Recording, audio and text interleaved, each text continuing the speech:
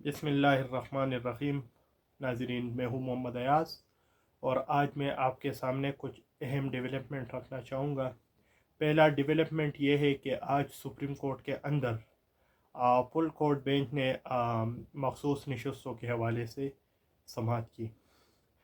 यह समाअत कल भी हुई थी। समाअत के दौरान वकील सुन्नी इत्तेहाद कौंसल जनाब फैसल सिद्दीकी साहब ने मौक़िफ़ इख्तियार किया कि इलेक्शन कमीशन ने आइन को नज़रअंदाज किया। फिर हमने देखा कि चीफ जस्टिस फ़ाइज़ ईसा का क्या रिएक्शन था, और इसके साथ साथ जमाल मंदुखिल साहब ने भी रिमार्क्स दिए कि अगर एक पार्टी ने इलेक्शन नहीं लड़ा, एक पार्टी के रुकन ने इलेक्शन नहीं लड़ा, तो कैसे आज़ाद उम्मीदवार पार्टी के अंदर जा सकते हैं या मखसूस नशस्तें इनको मिल सकती है।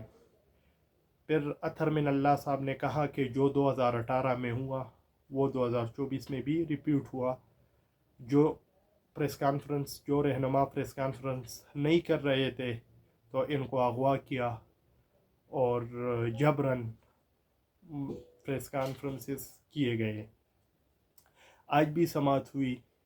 आज भी हमने देखा कि अतहर मिनल्लाह साहब का जो रवैया था, हम सबको पता है कि किस तरह वो सुन्नी इत्तेहाद कौंसल के हवाले से हिदायत देते रहे समाअत के दौरान, और इलेक्शन कमीशन के वकील को बहुत से मुश्किलात का सामना करना पड़ा। जिस तरह इनको दलाइल पेश करने चाहिए थे उस तरीके से इलेक्शन कमीशन के वकील ने दलाइल पेश नहीं किए। अब देखना ये है कि 27 जून को फिर यह समाअत होगा मखसूस नशस्तों के हवाले से। देखना है कि अदालत से फ़ैसला किस तरह आ सकता है। उम्मीद तो ये है PTI वालों को कि फ़ैसला हमारे हक़ में आएगा, लेकिन जिस तरह के फ़ाइज़ ईसा का जो रवैया है वो ऐसा लग रहा है कि बहुत मुश्किल है कि PTI को मखसूस नशस्तें इनके रवैये के मुताबिक मिल जाएगी। लेकिन अब जो जजेस हैं फुल कोर्ट समाअत में जो बैठे रहते हैं, तो अगर देखा जाए तो अक्सरियत जजेस मखसूस नशस्तों के हवाले से देने के लिए तैयार है सुन्नी इत्तेहाद कौंसल को। और अगर हम देखें तो कल सलमान अकरम राजा साहब ने भी कहा था कि अगर हम आर्टिकल 187 पर फ़ैसला देंगे, तो आप अगर आर्टिकल 87 पर फ़ैसला देंगे तो ये सब के लिए खुशाइंद होगा। तो अब देखते हैं होता क्या है। लेकिन एक यहाँ पर टेक्निकल पॉइंट ये है कि फ़ाइज़ ईसा अपने एक्सटेंशन के लिए सुन्नी इत्तेहाद कौंसल को मखसूस नशस्तों के लिए तैयार नहीं है। वो किसी न किसी तरीके से इसमें रुकावट डालना चाहता है कि सुन्नी इत्तेहाद को ये सीटें न मिले और हुकूमत के पास 2/3 अक्सरियत हो और किसी न किसी तरीके से मुझे एक्सटेंशन मिले। दूसरा डेवलपमेंट ये है कि आज सेशन कोर्ट के जज अफजल मजोका साहब ने इद्दत के दौरान निकाह केस की समाअत की और खावर मानिका साहब के वकील पेश हुए और अफजल मजोका साहब ने फ़ैसला महफूज कर लिया। और 27 जून को यानी थर्सडे को 3 बजे दोपहर के 3 बजे फ़ैसला सुनाया जाएगा। तीसरा डेवलपमेंट ये है कि आज शहबाज शरीफ की क़यादत में एक मरतबा फिर FX कमेटी का इजलास हुआ और इसमें ऑपरेशन के हवाले से भी कुछ बातें ज़ेरो गौर आई और ऑपरेशन के हवाले से भी ब्रीफिंग दी गई शहबाज शरीफ को।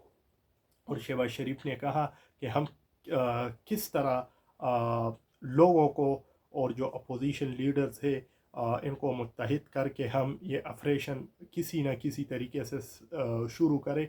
लेकिन अब तक अपोजिशन और अवाम ऑपरेशन के लिए तैयार नहीं हैं, क्योंकि ऑपरेशन से जिस इलाके में ऑपरेशन होते हैं तो इस इलाके के अवाम को और जो सूबे की हुकूमत है उसकी मुश्किलात में ऑपरेशन से इजाफ़ा होता جاتا ہے۔ اور ایک اور ڈیولپمنٹ یہ ہے کہ جو ملکی صورتحال ہے اکانومی کے حوالے سے، وہ یہ ہے کہ آج پاکستان میں انویسٹمنٹ کے لیے کوئی تیار نہیں ہے۔ اگر ہم اوورسیز پاکستانی کی بات کریں تو اوورسیز پاکستانی بھی بہت کم ڈالر بیچتے ہیں، جس کو ہم ریمیٹنس کہتے ہیں، تو ریمیٹنس بھی نہ ہونے کے برابر ہے، کیونکہ جو اوپر بیٹھے ہیں لوگ، جو وزیر اعظم ہیں، چاہے جو وزیر خزانہ ہیں، IMF کا وزیر خزانہ، تو ان پر لوگوں کا اعتماد نہیں ہے ان لوگوں پر۔ تو اب دیکھنا ہے کہ ملک کی صورتحال کس طرف جاتی ہے۔ اور ایک اور بات، اگر حالات اس طرح 2-3 ماہ اور چلے گئے تو یہ پھر مجبوراً مشکلات میں اضافہ بھی ہوگا لوگوں کے بھی، اور حکومت کے لیے یہ سسٹم برقرار رکھنا مشکل ہو جائے گا۔ اور 3 یا 4 ماہ کے بعد مسلم لیگ نون کے اندر ابھی سے آوازیں اٹھ رہی ہے کہ الیکشن کرایا جائے، تو ہو سکتا ہے 3-4 ماہ بعد الیکشن دوبارہ ہو جائے۔ تو دیکھتے ہیں کیا ہوتا ہے۔ باقی اگلے ولاگ میں آپ کو میں اپڈیٹ بتاؤں گا۔ اب تک کے لیے اتنا ہی، اجازت دیجیے، اللہ حافظ۔